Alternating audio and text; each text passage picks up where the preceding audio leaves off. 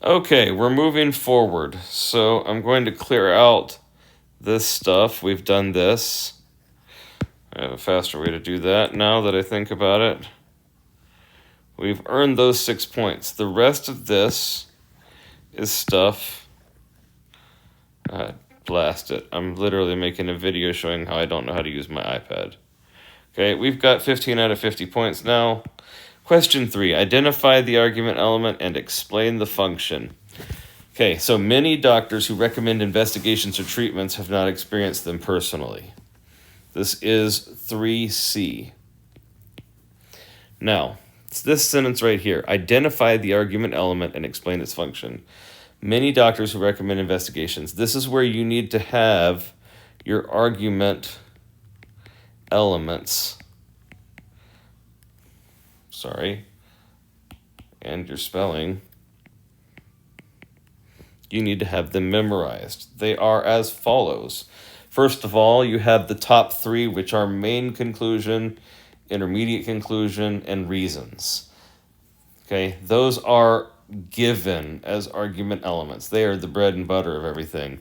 And then you have the ones that we dial into, which are a hypothetical, okay, analogy, evidence, examples, and then your 2 counters, counter assertions and counter argument. Fun fact, they will give you 1 point out of 2 if you identify it wrong, usually on those. So then we have to ask the question, does it fit any of these? If it's not obvious, it's probably not. Okay, you can try to turn this into a hypothetical. They hypothetically haven't experienced it personally. That's not the point. It's not a clear hypothetical. It's not an analogy. It's not evidence. It's not an example. It is a simple reason.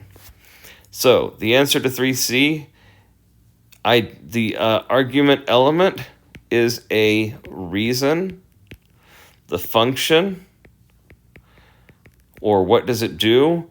It supports the IC. What IC? It supports the IC in the next sentence. Your answer. This argument element is a reason supporting the intermediate conclusion in the following sentence, or the claim in the following sentence. It is a reason, not a hypothetical or evidence or analogy or any of those. That's what you do on that one. It's a relatively simple question. So if you got that one, you are at 8 points. And that's where we're going to stop on question 3 because I ain't doing this one. You should try it last after you do all the other questions because to me, unstated assumptions are a pain in the butt. An appeal in paragraph 1, let's get to that. Identify, it says identify and evaluate. Evaluate means say how effective it is, where it goes wrong, where it goes right. Okay, lead to pain, disability, and even premature death. That, folks, that is an appeal to emotion or an appeal to fear. That's what that is. Okay? So, to evaluate that, okay, identify and evaluate and appeal. So, let's cut that out. Whoopsie. I can't make my own iPad work. If you'll excuse me while I figure out how to not use it. Take off the ruler. Okay. I've moved things around. I don't even know how to find my own pen. Here we go. He did it. Okay. So, it is an appeal to fear. Evaluate it. It does, what does it do? it does give a possible outcome. But what is the problem with this appeal?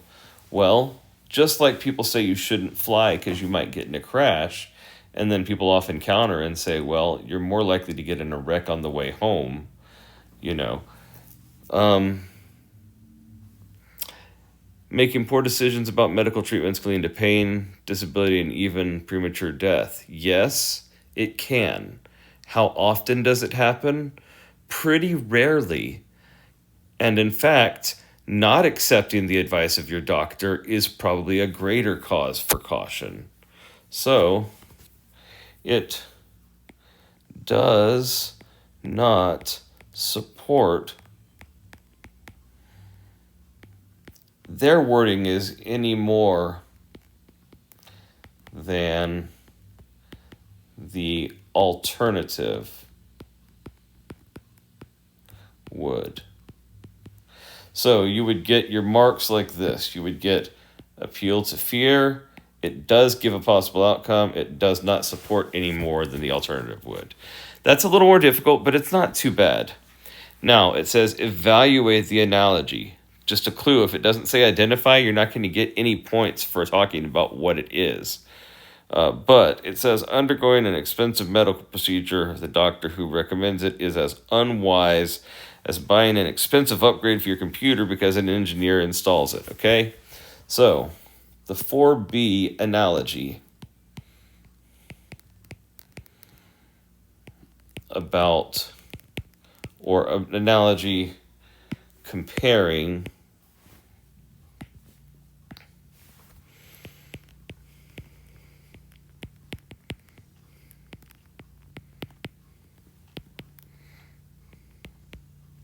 your doctor to a computer salesman. It does give a comparison where, let's see.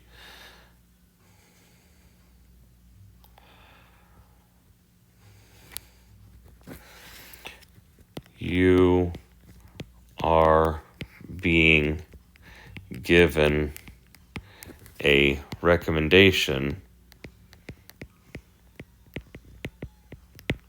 but it also assumes a doctor and a computer salesman have a similar, level of expertise or reliability, something like that. You can generally trust a doctor to give you a good idea about your body because they go through years and years of training. Computer salesmen are probably working hourly. They're recommending upgrades. Okay. Also, nobody dies from failing to upgrade their computer. I guess you could probably find a counterexample for that, but you get the gist. All right, flaw of completion in paragraph 3. That one's a tough one. Look at the mark scheme. I'm not going to spend a lot of time on that because I only have so much tonight. A weakness in the reasoning in paragraph 6. We ourselves are the greatest experts on what is happening in our own bodies. We can try to describe sensations to someone else, but only we know precisely what they feel like. Okay. 2 things. One, I think they're saying being an expert on your body is the same as knowing what you feel. But 2, I think that they're saying, they're assuming like us knowing what is happening in our bodies means that we can fix it. And I think they're also assuming we know everything that is happening in our bodies. You don't necessarily feel a tumor when it starts until it gets to be of greater effect, but blood work could help find that. So there are a lot of examples against that. The reasoning is flawed because maybe because it conflates knowing what your body feels like to knowing what is happening in your body. I haven't actually looked at the mark scheme, so check it out. But you can get some of these points and a good essay on question 5, and you're good to go.